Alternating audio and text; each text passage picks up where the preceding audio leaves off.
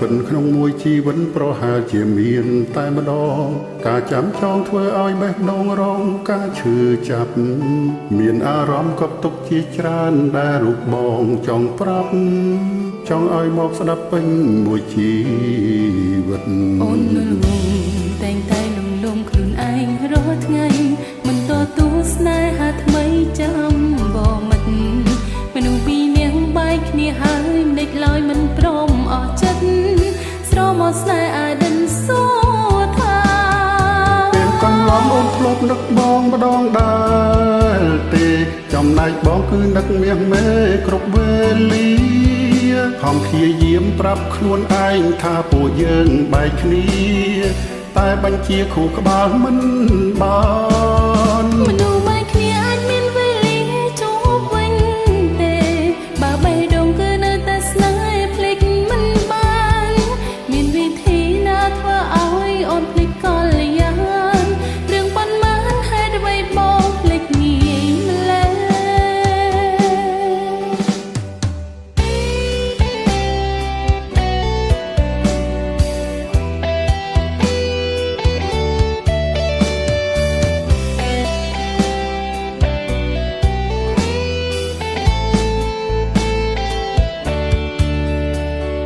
ពិនក្នុងមួយជីវិតប្រហែលជាមានតែម្ដងការចាំចងឲ្យបេះដូងរងការឈឺចាំ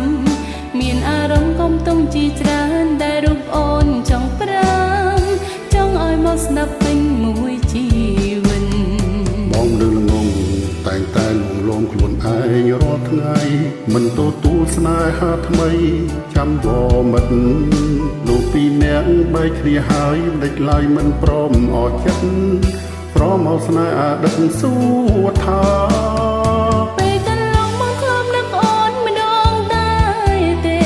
ចំណែកអូនគឺនឹកមាសមេក្រុមវេលាខំជាយាមប្រាំខ្លួនឯងថាពួកយើងបែកគ្នាតែបញ្ជាគ្រូក្បាលមិនបានមនុស្សបែកគ្នាអាចមានវេលាជួបវិញបានទេបើបេះដូងគឺនៅតែស្នេហ៍ភ្លេចមិនបានមានវិធីណាធ្វើឲ្យបងភ្លេចកលយានរឿងប៉ុន្មានហេតុអ្វីអូនភ្លេចងាយម្ល៉េះពេលកន្លងមកធ្លាប់នឹកអូនម្ដងដែរទេចំណែកអូនគឺនឹកមាសមេក្រុមវេលាខំជាយាមប្រាំខ្លួនឯងថាពួកយើងបែកគ្នាតែបញ្ជាគ្រូក្បាលមិនបានមនុស្សបែកគ្នាអាចមានវេលាជួបវិញបានទេបើបេះដូងគឺនៅតែស្នេហ៍ភ្លេចមិនបានមានវិធីណាធ្វើឲ្យបងភ្លេចកលយានរឿងប៉ុន្មានហេតុអ្វីអូនភ្លេច